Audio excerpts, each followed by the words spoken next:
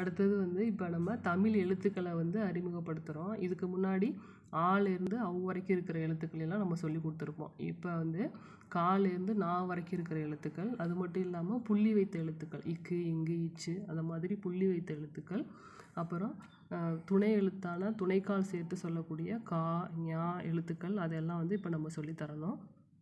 இதுக்கு வந்து நம்ம வீட்டு மெட்டீரியலில் யூஸ் பண்ணுற பிளாஸ்டிக் லெட்டர்ஸ் வந்து நம்ம யூஸ் பண்ணலாம். அடுத்தது ப்ளக்கார்டு யூஸ் பண்ணுவோம். இப்போ இது என்ன எழுத்து? கா.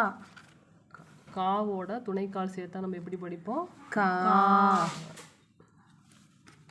இது என்ன எழுத்து? ஞா. ஞாவோட துணைக்கால் சேர்த்தா ஞா. இது என்ன எழுத்து? சா. சாவோட துணைக்கால் சேர்த்து சொல்லும்போது சா. சான்னு சொல்கிறோம். இப்போ இதில் ஆரம்பிக்க மாதிரியான வேர்ட்ஸு வந்து நம்ம குழந்தைங்கள்ட்ட கேட்கணும், நம்ம சொல்லியும் தரணும். இப்போ இது என்ன எழுத்துன்னு சொன்னீங்க? சா. சால ஆரம்பிக்கிற மாதிரி வார்த்தை சொல்லுங்க. சாதம். Very good. இது என்ன எழுத்துப்பா? மா. மாவோட துணைக்கால் சேர்த்தா நம்ம எப்படி படிப்போம்? மா. மான்னு படிக்கிறோம். இப்போ இதில் வார்த்தை சொல்லுங்க. மாதம், மாங்காய், மாலை, மாலை. இப்போ இந்த மாதிரி துணைக்கால் வைத்த எழுத்துக்கள் எல்லாம் நம்ம வந்து குழந்தைங்களுக்கு அறிமுகப்படுத்துகிறோம். அடுத்தது என்னென்னா புள்ளி வைத்த எழுத்துக்களை வந்து நம்ம குழந்தைங்களுக்கு சொல்லித்தரோம். இப்போ இது என்ன எழுத்து சொல்லுவோம்? கா.